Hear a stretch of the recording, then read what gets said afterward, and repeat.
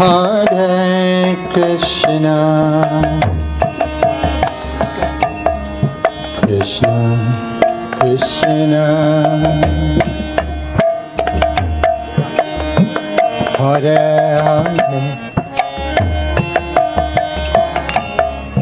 Hare Rama, Hare Rama,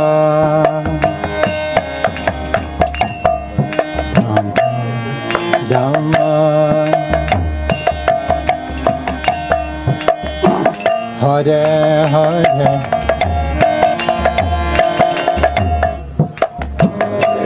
Krishna, Hare Krishna,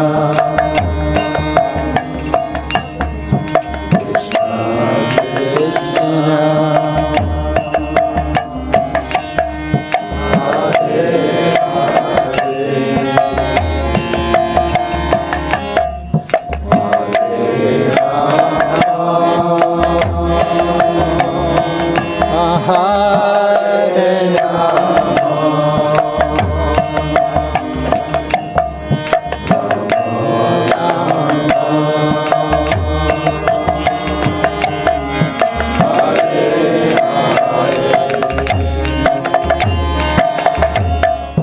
Hare Krishna, Hare Krishna, Krishna Krishna, Hare Hare, Hare Rama, Hare Rama,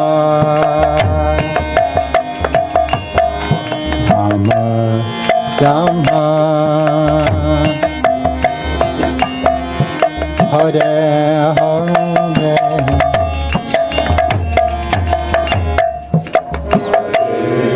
Krishna, Hare Krishna, Krishna Krishna,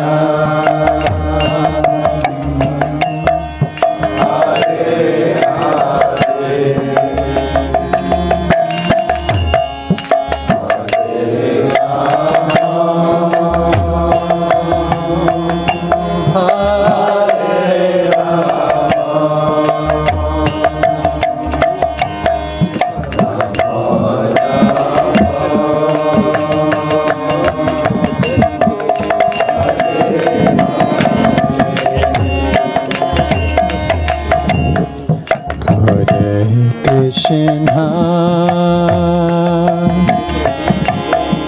Hare Krishna, Krishna Krishna, Hare Hare, Hare Rama, Hare Rama, Gopi Jana Vallabha Girivardhari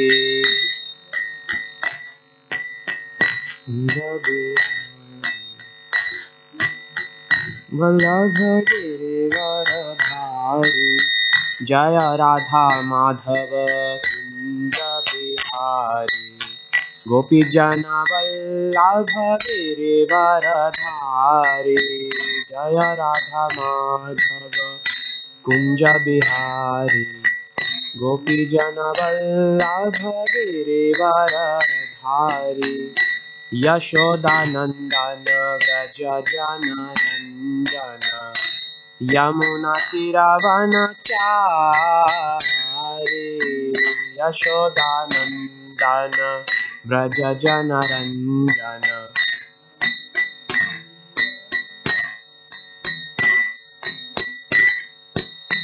Hare Krishna Hare Krishna, Krishna Krishna Hare Hare, Hare Rama, Hare Rama, Rama Rama, Hare Hare, Hare Krishna.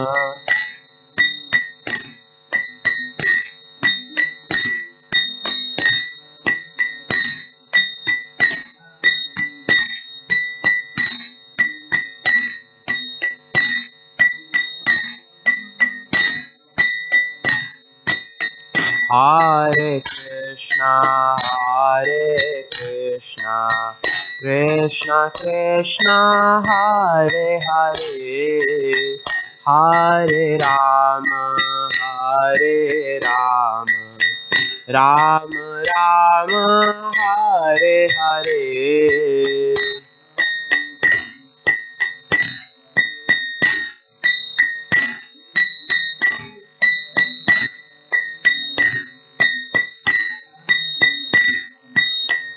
Hare Krishna, Hare Krishna, Krishna Krishna, Hare Hare, Hare Rama, Hare Rama, Rama Rama, Hare Hare.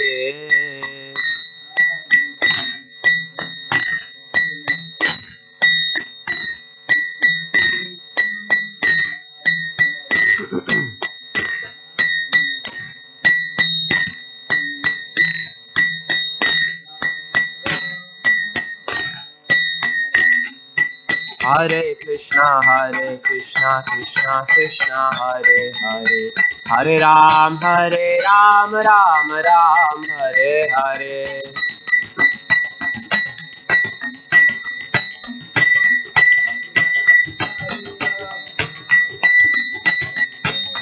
Hare Krishna, Krishna Krishna, Hare Hare, Hare Ram, Ram Ram, Hare Hare.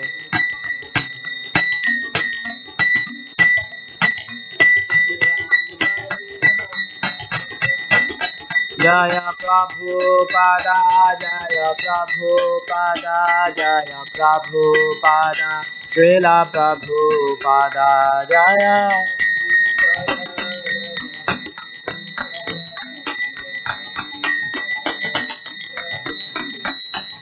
Jaya Nitai Sachinandana Gaura Hare, Nitai Sachinandana Gaura Hare.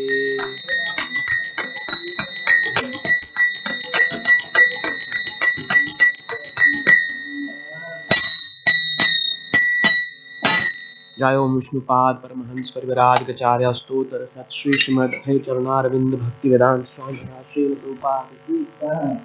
अनंत कोटि वैष्णव वृंद की जय। रामाचार्य श्रीला हरिदास ठाकुर की जय। प्रेम से कहिए श्री कृष्ण चैतन्य प्रभु नित्यानंद श्री अद्वैत राधा श्री साधु श्री गौर भक्तवृंद की जय। अनंत कोटि वैष्णव वृंद की जय। ग्रंथ श्रीमद् भागवतम की जय। गाय गौर प्रेमानंदे, गाय गौर प्रेमानंदे, गौर हरि हरि बोल। All glories to the assembled devotees, Hare Krishna. All glories to the assembled devotees, Hare Krishna. All glories to the assembled devotees, Hare Krishna. All glories to Sri Guru and Sri Gauranga. All glories to His Divine Grace Srila Prabhupada ki jai. Om Namo Bhagavate Vasudevaya. Namo Bhagavate Vasudevaya. Om Namo Bhagavate Vasudevaya. Narayanam Namaskritya Naram Chaiva Narottamam Devim Saraswatim Vyasam Tato Jayamudiraye Nashta Prayeshva Bhadreshu Nityam Bhagavata Sevaya Bhagavatyuttama Shloke Bhaktir Bhavati Naishtiki. Okay, so we'll read the verse. We are reading from the Canto 5, the Creative Impetus, Chapter 3, Rishabdev's appearance, and today we will be covering text number 9. So because the text is in prose, I'll just read it. You can borrow the book, then read if you would like. Okay. So the verse goes like this. Tad yatha balishanam swayam atmanah shreya param avidushanam param purusha prakarsha karunya swamahimanam chapavargakyam upakalpaishyan swayam napichita evataravad ihopalakshitah. Okay, so we'll go word by word. Tat, that, yatha, as, balishanam, of the fools, swayam, by yourself, atmanah, own, shreyaha, welfare, param, ultimate, avidusham, avidusham, of persons who do not know, param purusha, O Lord of Lords, prakarshak karunya, of abundant causeless mercy, swamahimanam, your personal glory, cha, and apavarga akhyam, called apavarga liberation, upakal pashyanam, desiring to give, swayam, personally, na apachitah, not properly worshipped, eva, although, itaravat, like an ordinary person, iha, here, upalakshitah, you are present and seen by us. Thank you. Translation. O Lord of Lords, we are completely ignorant of the execution of dharma, artha, kama, and moksha, the process of liberation, because we do not actually know the goal of life. You have appeared personally before us like a person soliciting worship, but actually you are present here just so we can see you. You have come out of your abundant and causeless mercy in order to serve our purpose, our interest, and give us benefit of your personal glory called apavarga, liberation. You have come, although you are not properly worshipped by us due to our ignorance.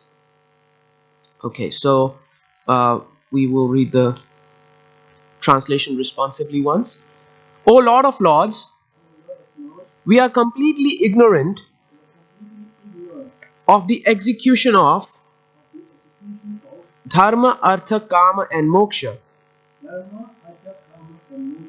the process of liberation, because we do not actually know the goal of life.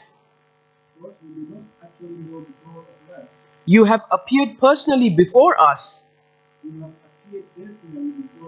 like a person soliciting worship, but actually you are present here just so we can see you.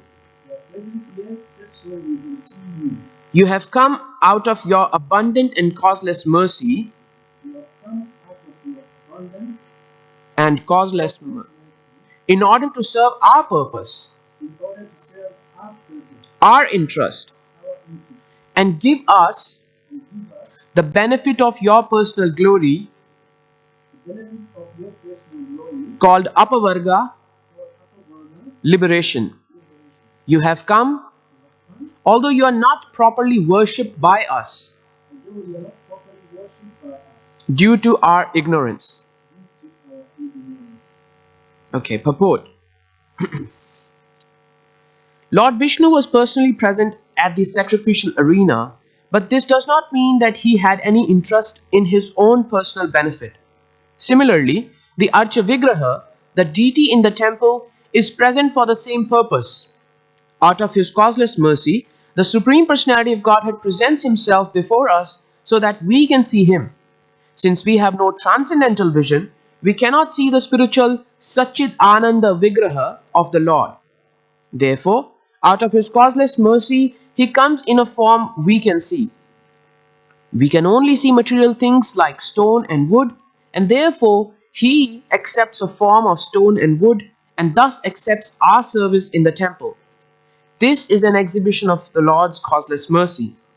Although he has no interest in such things, in order to receive our loving service, he agrees to act as he does. We cannot actually offer suitable paraphernalia for the Lord's worship because we are completely ignorant. It was out of his causeless mercy that the Lord appeared in the sacrificial arena of Maharaj Nabhi. Okay, so that's the purport by Srila Prabhupada. Om Ajnanatimrandhasya Jnananjana Shalakaya Chakshur Unmilitam Yena Tasmai Shri Gurave Namaha. Shri Chaitanya Manobhishtam Stapitam Yena Bhutale Swayam Rupakada Mahyam Dadati Swapadantikam. Vandeham Shri Guru Shri Yutapadakamalam Shri Gurun Vaishnavamscha Shri Rupam Sagrajatam Sahagana Raghunathanvitam Stam Sajivam Sadvaitam Savadutam Parijana Sahitam Shri Krishna Chaitanya Devam Shri Radha Krishna Padan Sahagana Lalita Shri Vishakhan Vitamscha Nama Om Vishnu Padaya Krishna Pristhaya Bhutale Srimate Bhaktivedanta Swami Maharajati Namne Namaste Saraswate Deve Gauravani Pracharine Nirvishesha Shunyavadi Paschatya Deshatarine Vancha Kalpatarubhyascha Kripa Sindhubhya Evacha Patitanam Pavanebhyo Vaishnavebhyo Namo Namaha Shri Krishna Chaitanya Prabho Nityananda Shri Advaita Gadadhar Shivasadi Gaura Bhakta Vrinda Hare Krishna Krishna Krishna Hare Hare Hare Ram Ram Ram Hare Hare.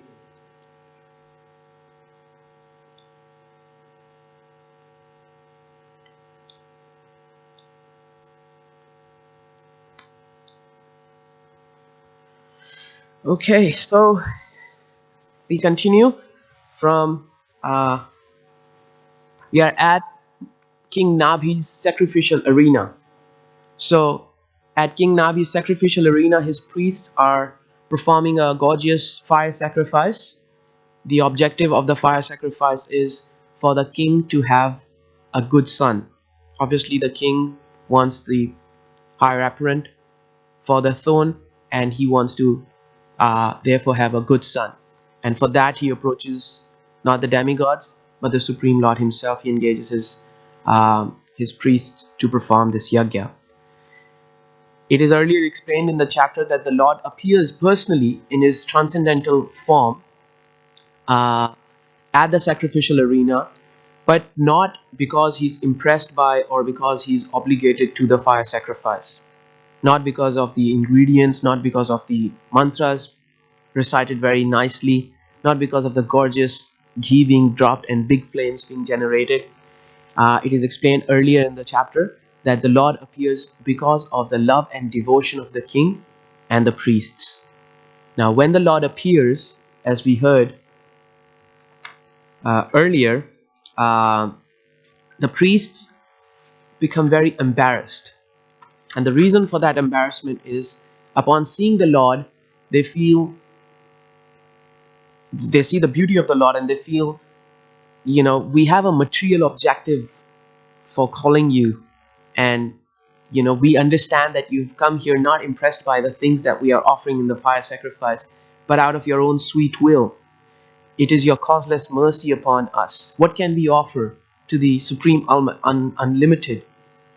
A few grains of into the fire. Jai Shri Nitai Sachinandan Bhagavan ki Jai, Jagat Guru Srila Prabhupada ki Jai. So because they feel very embarrassed in offering this sacrifice for a material objective, in their embarrassment they start offering some prayers to the Lord, and we are now going through those prayers of what the priests offered to the Lord. So in the Srimad Bhagavatam, we have so many wonderful episodes and so many wonderful characters who we can associate with. The Supreme Lord appears in the Srimad Bhagavatam so many times, just like in this scene, the Supreme Lord has appeared. So here we have an opportunity to not only associate with the Supreme Lord's pure devotees, other people who approach the Lord for different objectives, and witness the outcome of their connection with the Supreme Lord, but we are also getting an opportunity to directly associate with the Supreme Lord as he appears here in the pages of the Srimad Bhagavatam. So the priests are, in the previous verse, they are explaining that, you have engaged, we have engaged in your worship with many things and offered sacrifice unto you, but we think that there is no need for so many arrangements to please your lordship. All of life's goals and opulences are directly, self-sufficiently, unceasingly, and unlimitedly increasing in you at every moment. So all these sacrifices are performed for our fruitive results, and they are not actually needed by you. So the priests are here admitting in the previous verses their inadequacies about performing the yajna. So they are saying, we can't really offer you much or anything actually. Everything anyways belong to you. What can we offer you? I offer you your mobile phone. You will say, well, this is not really given me anything, have you? So now in this verse, in the previous verses, they have admitted their inadequacies. In the present verse, they are admitting of their ignorance. So they are saying that we actually don't know what the goal of life is. We are oblivious to things that really matter. And our inadequacies in offering you proper worship, proper sacrifice, coupled by our ignorance of the actual purpose of life, is the reason why we are offering you a materially motivated worship, because we are ignorant. Here it is said, because we do not actually know the goal of life. So the Lord has appeared nonetheless, despite the inadequacies and ignorance. The Lord has appeared personally in his transcendental form, which is clearly his causeless mercy. They have not done anything for the Lord to give them an audience. Nonetheless, the Lord has appeared, and this is his causeless mercy.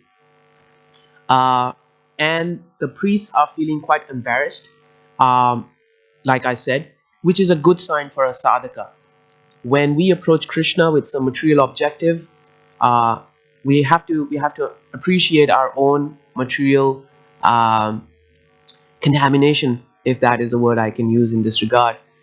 We have deep material desires from lifetimes, and to think that they'll just go away, we'll just shoo them away, or we'll just not look at them, is not really going to help. The thing that happens, however, according to the Bhagavatam, is that when we come in contact with Krishna for the purpose of any of our desires, akama sarva kama moksha kama udaradhi tivrena bhakti yogena yajeta purusham param. This is a very important concept given by the Bhagavatam, that for whatever reason, whether it is the fulfillment of material desire or whether you want relief from the material miseries, you approach exclusively Krishna in a very intense way, with intense service to him, with intense dependence on him. And the result of that would be that you would be purified. Not only will you be purified of your material desires, but the Lord would also fulfill your material desires. And he will fulfill them in a way, and the Bhagavatam explains, that would satisfy us, that would fulfill our inner longing for material enjoyment, material position, material existence, and at the same time it will purify us, so that we no longer have those material hankerings, we no longer have those material urges. So that's the benefit of approaching Krishna for any purpose. In comparison, if we approach the demigods or another person, thinking that this person can help me, this person can satisfy me, or this demigod can give me something, they may insufficiently cater to your needs for the time being. Ultimately, nobody has any independence, so what can anybody offer? The ultimate controller, the ultimate proprietor is the Supreme Lord, Sri Krishna. So even on that logical account, it is wiser to approach him, the boss, rather than the department heads. But the fault or the discrepancy that comes by approaching demigods is that they may grant us our wishes, but they don't have any potency to purify our heart. Why? Because they themselves have material desires. They themselves want to rule in the material world. So the benefit is that approaching Krishna, material desires are fulfilled, because as a parent he decides what is good for us, and he will grant us if it is beneficial for us, or he will fulfill our desire in a way that we no longer will have that desire. Our hearts will be satisfied. Of course, it's a gradual process, the process of bhakti. Our ultimate goal is what Chaitanya Mahaprabhu has given. Na dhanam na janam na sundarim kavitam va jagadisha kamaye mama janmani janmanishware bhavatad bhakti rahetu ki tvai. We don't desire anything other than your service, O Lord. Not high birth, not material enjoyment, not assets, nothing of this world, but exclusively your service. We don't even want liberation. So it's a gradual process from wanting something from Krishna to wanting Krishna. It's a gradual process, and it happens by the association of pure devotees. So the sages, the priests at the arena, they are expressing their embarrassment, their ignorance, and uh, they have good reason to be embarrassed, because the Lord has come, and here they wanted something material from him that they will ask him. Nonetheless, they're not going to get not present their proposal to the Lord. There is a verse where it is explained by Bilva Mangal Thakur, that the Lord is the ultimate destination, the Lord is the ultimate reward, the Lord is the final place to find refuge in. And now the priests have the Lord in front of them, but they are still seeking something other than Him from Him. So therefore, that's why they are feeling so embarrassed. The verse by Bilva Mangal Thakur is, He Deva, He Daita, He Bhuvanai Kabandho, He Krishna, He Chapala, He Karunai Kasindho, He Nath, He Ramana, He Nayanabhiram, Ha ha kadanu bhavitasi padam drishor me. So he's Bilva Thakur is saying here, He Deva, He Daita, He Bhuvanaika Bandhu, O the dear one, O my Lord, O the only friend of the world, Bhuvan Aika Bandhu, the only friend of the world. He Krishna, He Chapala, O Krishna, O the restless one, He Karunaika Sindhu, O the only ocean of mercy, He Nath, He Ramana, He Nayanabhiram, O Lord, O the giver of pleasure, the one who is the source of all pleasure. He Nayanabhiram. The word, why I'm reciting this verse is because it has this verse Nayanabhiram. Nayanabhiram means the ultimate destination for one's eyes, the ultimate goal of seeing something. Nayanabhiram, ha ha kadanu bhavitasi padam dishor me. When would I get to see you again suddenly? But here, while Krishna is the ultimate destination for the eyes, we can see here the priests as well, our eyes are stuck on something else or someone else. We want something else or someone else, and we want Krishna to grant that something or someone to us for the fulfillment of our material desires. So obviously there is embarrassment in the presence of the Lord for this reason, and it is a good thing, because this kind of regret is purifying. When one sadhaka, when a practitioner of bhakti acknowledges that these material desires are keeping me bound up in the material world from endless time, and now I'm engaged in a process which will directly give me Krishna, and within this practice I'm still seeking things that actually mean my continued stay in the material world. So that regret is a purifying regret, that I'm seeking material things from Krishna. We can go, it is recommended. We should not approach anybody else, like the earlier verse, akama sarva kama moksha kamudarati. But that gradual purification is very good sign that we are growing in our bhakti. So here, 4 words are mentioned by the priests. They say dharma, artha, kama, and moksha. O Lord of Lords, we are completely ignorant of the execution of dharma, artha, kama, and moksha, the process of liberation, because we do not actually know the goal of life. So this dharma, artha, kama, and moksha uh, are representing different types of sukritis, different types of impetuses, different types of inclinations different people have. Not all five fingers are of the same size. Different people have different desires, different objectives in their lives. So dharma, artha, kama, moksha, and these four represent the verse in the Bhagavad Gita 7:16. 7:16, right? Chaturvida bhajante mam jana sukritino arjuna आर्तो जिज्ञासु अर्थार्थी Gyanis Bharatarshava. Four types of people begin to render devotional service unto me. Arto, those who are suffering. Arto Jigyasu, those who are inquisitive. Artharthi, those who are seeking material benefits, money and material gain. And Gyani, those who are wise, those who are seeking the ultimate reality. So Krishna says they are all pious people. These four are pious, and they are seeking these four things. And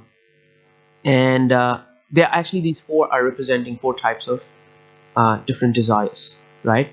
And in the Bhagavatam, there are different examples representing these four. So arto means someone who is suffering. When someone's suffering, nothing helps. He turns to God. Please help me. I'm suffering so much. I'm getting the lashes of life, you know. Or we approach God for the good health or security or safety of our children or our family members, our parents overseas, you know. Artho means one who's suffering. In the Bhagavatam, a great example of Artho is, anybody? Any examples that come to your mind? Someone suffering and therefore approaching Krishna. Gajendra, exactly. So Gajendra approaches the Lord.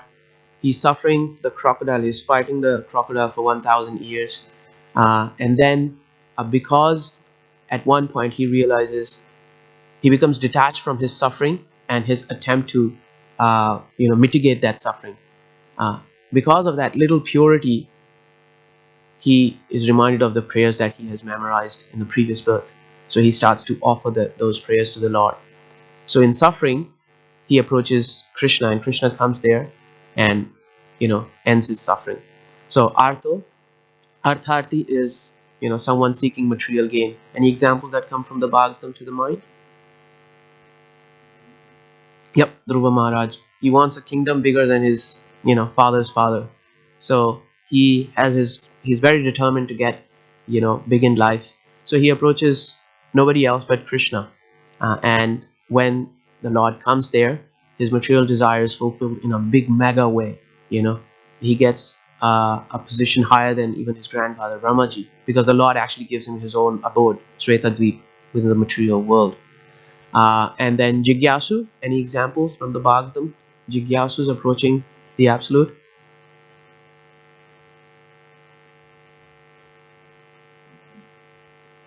Parikshit Maharaj is approaching. He's approaching a pure devotee. Yes. Shaunaka Adi Rishi. They have so many questions. They're inquisitive. Kali Yuga is coming. What is to be done? What is the right yagya? They have too much bhakti element there. You can say yes, because they had. I'm talking about the inquisitive nature. So okay. And what was the fourth one? Gyani. So example of Gyanis in the Bhagavatam approaching the Lord. The four Kumaras, right? They are known to be Gyanis, Ukivadis, but when they approach the Lord, they smell the tulsi from his lotus feet. Their desire for that material desire, we can say it material desire, in terms of it not being purely devotional service, is mitigated. So these four Sukritis, they're pious people, Krishna says, and uh, these Sukritis are impetuses. So the first is bhogonmukhi sukriti, which is the impetus, the desire uh, for material enjoyment through piety. I do pious activities, and they lead to the fulfillment of material desires. You know, you give charity, you give clothes to the poor, you dig up wells, you help the sick and the homeless, and as a result, in some future life, you will not have these problems, and you would be given a lot of reward for helping the disadvantaged, which is all nice pious activity, but you will have to enjoy the fruits within the scope of the material world, where there is cold weather, rain, disease, coronavirus, mortgages to pay, and a lot of stress to handle. So that's bhogan mukhi sukriti. Then there is uh, jnano mukhi sukriti. There is uh, mukti through piety. He understands material world is not to be entangled with. Cultivate jnana. Preach jnana to others. Why are you entangled in this world? Don't be entangled. And as a result of your detachment from the world and your attachment to getting free from the world is fulfilled, you live a very pure life. Krishna says in the Bhagavad Gita, they follow this, the principle of celibacy, and they cultivate transcendental knowledge, which is other than the material knowledge that exists in the material world. And as a result, they are freed from that material world. So uh, these four, Artho, Arthati, Jigyasu, and Gyani, we see that all of them are actually purified of their material desire, that which was the impetus for them uh, to act in a way, to desire something, but it becomes purified by the contact of the Lord or by the contact of His pure devotees. So, because of the presence of transcendental personalities in their lives, their material desires were completely purified.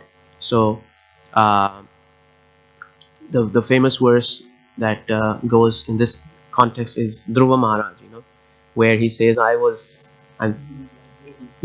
seeking broken pieces of glasses when I've got invaluable diamond in you, O my Lord. And the Lord says, no, I want to give you something. Ask for something. He says, no, Swami Kritarthosmi Varam Nayache. I'm so grateful to you for your darshan, my dear Lord. I do not seek anything from you. I don't want anything. I was looking for a big piece of land, but here you have given yourself to me, who is not achievable by the Gyanis, who is not achievable by the Karmis, who is not achievable by the Yogis. Sorry, Prabhu. Yeah, Brahma Samhita verse is there. Um,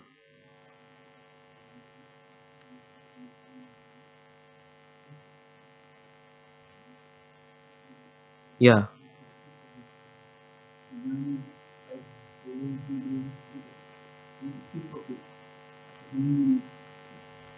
Oh, supreme. Yep, yep. So, sthanabhilashi tapasi sthitoham tvam praptavan deva munindar bhuyam Kancham vichinvan api divyaratnam swami kritarthosmi varam nayache. Dhruva Maharaj. This is Hari Bhakti Shuddhadaya. This is quoted in the Hari Bhakti Shuddhadaya. That's a very beautiful book of prayers. So that is the benefit of approaching Krishna, that not only our material desires are fulfilled in a way the Lord sees will be beneficial for our progress towards Him, release from the prison house of the material world, uh, and we attain permanent happiness and not just some temporary achievement, but also that we are purified altogether of material desires that keep us bound up here away from Him. So the devotees, they achieve everything by the mercy of Krishna. Uh, and this verse mentions the four goals seeked by most people, by everyone actually. It will fall in one of the four categories.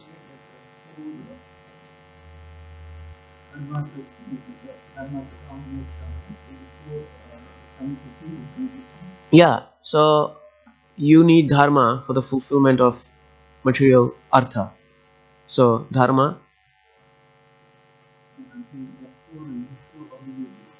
uh, dharma, artha, kama, moksha. No, Mm. Yes. Yes. How did I relate them with the Chaturvidas, the four types? Uh, Dharma, Artha, Kama, and Moksha. Actually, there is an overlap, right? There is an overlap. There is no clear one-to-one. They can have, yes. So I stand corrected. Thank you. Uh, but the four nonetheless are uh, fulfilled for our devotees anyways. If one approaches Krishna, then he is not bereft of anything. That's the conclusion of the last verse of the 8th chapter. That a devotee is not bereft of anything. Uh, he achieves everything when he engages in the loving devotional service to the Supreme Lord Shri Krishna. And Bilvamangal Thakur says, Bhakti stvai sthirataram bhagavad yadi syadaivena na phalati divya kishora murti mukti sada mukulatanjali sevane sma dharmartha kama gataye samaye pratiksha. Beautiful verse. It says, Bhakti stvai sthirataram bhagavat yadi syat. O my Supreme Lord, if one engages in your loving devotional service with steady determination, Bhakti stvai sthirataram bhagavat yadi syat, daivena na phalati divya kishora murti. Very quickly, he will get to have your personal darshan. Kishora murti, in your youthful darshan. Mukti sada mukula tanjali sevate sma. To such a person, the personified goddess of liberation, Mukti Devi, Mukti Sada, Mukulatanjali, with folded hands, she stands outside the door of such a devotee's house. Mukti Sada Mukulatanjali Seva Nesmat. Then what to talk about? Dharma, Artha, Kam, Gataye, Samaye, Pratiksha. Dharma, Arth, and Kama, they stand outside behind her in a queue. Can I also get some opportunity to serve you, my dear devotee? Can we also get some grace from you? So, the point being that a devotee of the Lord is not bereft of anything. Mukti is not a problem for a devotee. Mukti Devi herself stands outside, like we heard, the door of a devotee, seeking the opportunity. Can I please come in? She does not just enter the house and says, Here, I liberate you because you've done service to Krishna. She does not have that. She cannot enter that territory of bhakti. So she stays outside the door of the devotee's house, asking, begging for an opportunity. Can I please do something for you? But the devotee has no time for mukti, dharma, artha, kama. He's blissfully engaged in the loving devotional service to the Lord. So, in that way, the devotee can never be worse off by coming to Krishna. He would always be better off. And in this context, there is a very important verse that comes. I will just like to read that because it establishes the point that I'm trying to make. So this is from the 5th canto, this verse that I will read now, chapter 19, verse number 27. This is a prayer offered by the demigods, and it establishes the point that the Lord fulfills the desires and purifies the desires, and he gives something more than what the person was seeking originally. So the verse is Satyam di satya arthitam arthito nrinam naivarthado yat punar arthita yata swayam vidhatte bhajatam anichyatam ichha vidhanam nijapada pallavam. Translation by Srila Prabhupada. The Supreme Personality of Godhead fulfills the material desires of a devotee who approaches him with such motives. But he does not bestow benedictions upon the devotees that will cause him to demand more benedictions again. However, the Lord willingly gives the devotee shelter at his own lotus feet, even though such a person does not aspire for it. And that shelter satisfies all his desires. That is the Supreme Personality of Godhead's special mercy. So, very important point here. And Srila Prabhupada in the purport to this verse writes, the devotees mentioned in the previous verse approaches the Supreme Personality of Godhead with material motives, which are the Chaturvidhas. But this verse explains how such devotees are saved from those material desires. So if we have material desires, we have dirty material impressions, we approach Krishna for help, we should not feel reluctance to seek Krishna's help with them. When we approach Krishna, if we have desires for material enjoyment, material achievements, he will, at his discretion, he will see if it is good for us. He'll fulfill those desires, but in a way that will purify us of those material desires altogether. And on top of that, the greatest achievement, Krishna will give us shelter at his lotus feet. Those feet which are the Chintamani Dham, the all desires are fulfilled there when he gives willfully. Although anichayam, we don't want that. Krishna nonetheless gives his lotus feet shelter to us of his lotus feet. That fulfills all our desires, and that is his special mercy. So Srila Prabhupada says, so this verse explains how such devotees, motivated devotees, sakama bhaktas, who have some material objectives in their worship of the Supreme Lord, how these such devotees are saved from those desires, because he will purify us of those desires, fulfill those desires, purify of those desires, and give us shelter at his lotus feet, which is the destination, supreme destination, which is all the greatest gifts reside. So Krishna is so merciful that he turns a sakama bhakta into an akama bhakta. So that's the grace of Krishna. If we approach him with some material objective, he would nonetheless purify us. He's like a parent. If you ask a shopkeeper, if you have money, if you go and ask a shopkeeper, hey, I want some cigarettes. Here is $20. I need Marlboro Lights, a pack of Marlboro Lights. He'll give you because you've got the money. So the demigods will give benedictions that are bad for us, things that are bad for us. Why? Because you performed the sacrifice. You've got the money. You've paid the price for the object. They will supply it to you. They will not see whether you will harm yourself with it. The demigods, they survive on yajna, but the Supreme Lord does not survive on yajna. He is yajna purusha. So if you do the yajna, the demigod is obliged to give it to you. There's so many examples of the demigods fulfilling desires that actually backfired. Jai Shashi Nitai Sachinandan Bhagavan ki Jai, Jagat Guru Srila Prabhupada ki Jai. But the Supreme Lord is like a father, a parent. He will, if I'll ask for something harmful, a responsible parent would never ever give us things that are harmful for us. So the Supreme Lord is the Supreme Parent, Parampita, So he will not give us anything that is destructive for us.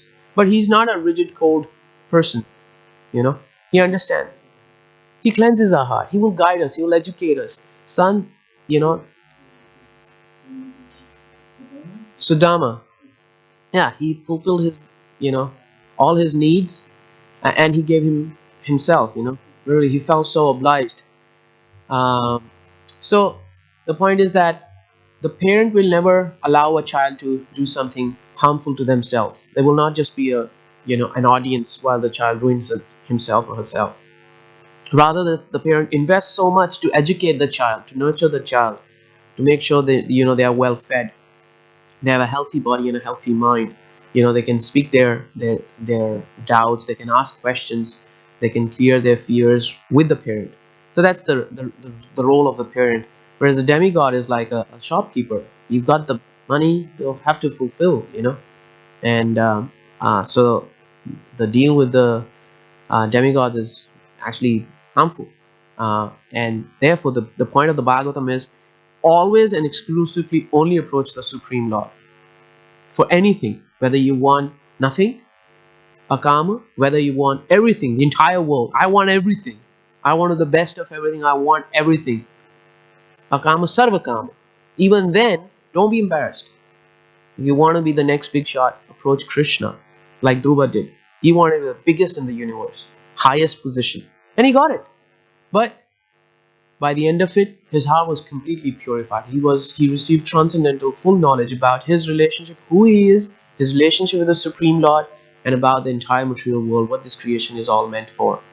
He got the right knowledge, and therefore, naturally, because he was so satisfied in that loving relationship with the Supreme, he no longer really hankered for the material world. So, the four types of Sukritis that we just discussed now, the Muktivadis, the Bhogonmukhi Sukriti, Jnanonmukhi Sukriti, the real Sukriti that is to be aspired for in the Bhakti Rasamrita Sindhu is described by Sri Rupa Goswami. Krishna bhakti rasa bhavita matihi kriyate yadi kutopi labhyate tatra मूल्यम एकलम तत्र लौल्यम एकलम मूल्यम janma koti sukritir na labhyate. It's a little tongue twisted verse, but what it means is that Krishna bhakti rasa bhavita matihi, that attachment to Krishna, attachment, the longing for cultivation of love for Krishna, cannot be invoked by anything material. You cannot pay any price to become Krishna conscious.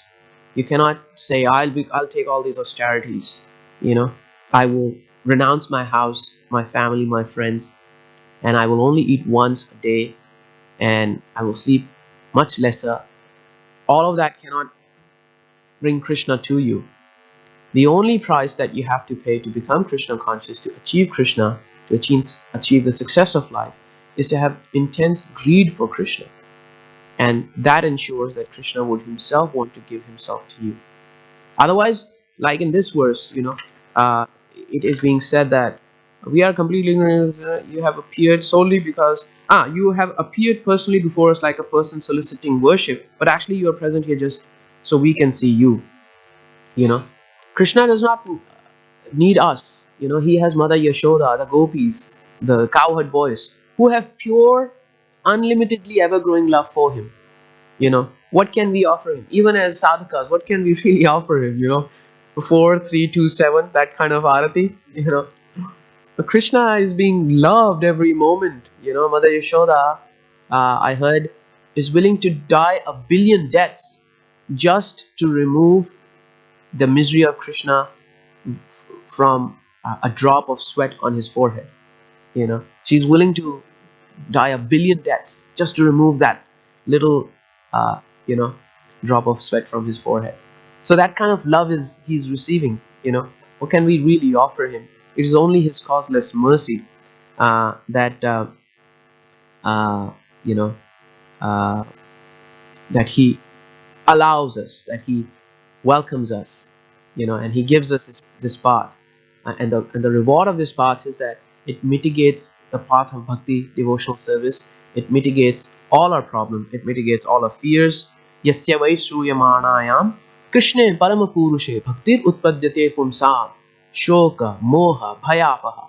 So simply by giving oral reception to the Bhagavatam, as it is said by Suta Goswami, Yasya vai sruyamanayam Krishne paramapurushe, the feeling of loving devotion for Sri Krishna arises in one's heart. By hearing the Bhagavatam, we get feelings in our heart to love Krishna, to serve him with love, and as a result of that, bhaktir utpadyate pumsam, pure devotional service arises in our heart. So we get the desire first to serve him, and with the devotees association, we engage in devotional service, and as a result of that, three things are mitigated: shoka, your sadness, your lamentation; moha, your illusion; and shoka moha bhaya, any fear that we may have. So all these three things will be mitigated for us on this path of pure devotional service. So I would stop here, but before I conclude, I'd like to give one verse for us to go over during the day. This is a verse from the 7th canto. It's a prayer by Prahlada Maharaj, chapter number 10, and the verse is number 7. So 7, 10, 7, easy to remember. Check it out in the day. 7, 10, 7. And this is a prayer many Vaishnava acharyas have recommended that we should by heart this prayer. And this prayer is Yadi dasyasi me kaman varam stvam varadarshabha kamanam hrid asamroha bhavatastu vrine varam. So Prahlad Maharaj is praying to Lord Narasimhadev, who is insisting, Prahlad, please ask for a boon. And he keeps denying, no sir, I am not a merchant. I did not become your devotee as a merchant. I give you this, you give me that. I have no other relationship but a loving servant of yours. We have no other relationship. You are my eternal loving master, and I am your eternal loving servant. I seek nothing. And the Lord insists and insists And then, because Prahlad sees that the Lord will be happy if I ask for a boon, therefore, for the satisfaction of the Lord, he asks a boon. And this is the verse, the boon that Prahlad Maharaj asks Lord Narasimhadev. So he says, Yadi dasasi me kaman, varam stvam varadarshabha. Oh my Lord, if you want to give me anything, actually, varam tvam varadarshabha. Oh Lord, who is the giver of the best of boons, best of blessings. If you at all want to give me a boon, a blessing, then please give me this blessing. Varam stvam varadarshabha. Kamanam hrit asamroha. Bhavatastu vrinevaram. Let there be no more material desires in my heart. If you want to give me some, if you want to fulfill one of my desires, then let it be that I have no more material desires. So this is a very, very wonderful verse that we can all reflect upon during the daytime. So I'll conclude with one glorification of Srila Prabhupada, because the verse here mentioned about the deities, that the Supreme Personality of Godhead in his deity form is an expression of his causeless mercy, giving us the opportunity to directly serve him. The deity is not God in wood. The deity is God directly. So my very dear and respected friend Gopa Vrindesh Prabhu, he composed this verse. It is Govinda dhamani kalodharanyam samshuddha chitteshu mahadhamanam samsthapayanyopi samashayantam Vande Dayarthi Prabhupada. So it is a prayer offered to Srila Prabhupada, that I offer my humble and respectful obeisances, and I pray for the mercy of Srila Prabhupada, my master and protector, who in the wretched age of Kali has established the abodes of Lord Govinda all over the world and in so many purified hearts, including the hearts of those who are most wretched. Being the real and complete shelter, he continues to do so even now. That Srila Prabhupada has established so many temples across the world, and also he has established Krishna in the hearts of purified saints, and not just purified people, but also the most wretched. Srila Prabhupada has installed Krishna in even their hearts. So and he continues to do so even now. It was not that he just did something in the past. He continues to do so even now, establishing Krishna's abodes, Mama Mana Mandire, in the hearts of devotees. And for eternality, we offer our respectful obeisances to Srila Prabhupada, who is our master and protector. So I'll conclude here and see if you have any questions or any comments or any corrections. Thank you for correcting me about that correlation that I was trying to create there, Prabhu, Murlidhar Prabhu. Thank you for that correction during the class. If any other comments or corrections are there, if you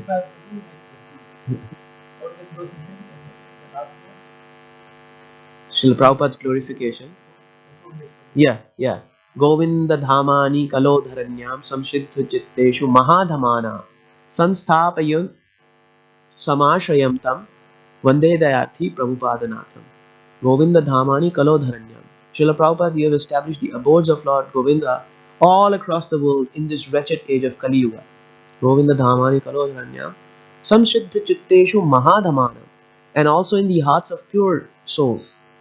And not just pure souls, Mahadhamanam, even the most sinful people, we have established Krishna's abodes in their hearts also. And Samsthapayo Samashayamtam. And you continue to do so even now. It was not just a historical event, 1966 to 1977. No, you continue to establish Krishna and his abodes in the hearts of people and on this planet even now. And I offer my obeisances to you, Srila Prabhupada, my master and protector. If there are no questions or comments, 7.10.7 of the Srimad Bhagavatam. If at all we want to seek anything from Krishna, if you want a boon, if you want a desire fulfilled, this is what the Acharyas have said. We should seek Krishna. 7.10.7. This is Yadi dasyasi me kaman varam stvam varadarshabha kamanam hrid asamroham bhavatastu vrine varam. Yadi dasyasi me kaman. If you at all want to give me a boon, a blessing, a gift, varam stvam varadarshabha. If you want to give me a varam, a boon, varadarshabha, oh the best of the giver of boons, please give me this. Kamanam hrid asamroham. May I have no more material desires. If you want to fulfill a desire of mine, then please do so. May I have no more desires. Bhavatastu Vrinayavaram. Very wonderful verse. Yes, Prabhu. Thank you. Thank you, Prabhu. Copy, Prabhu. Hare Krishna. All glories to Srila Prabhupada. And Srimad Bhagavatam ki jai. Shri Guru Gauranga Dev ki jai.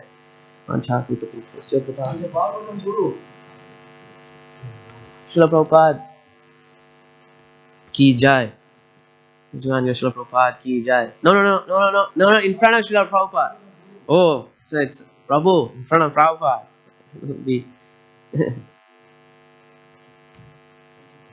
Thank you.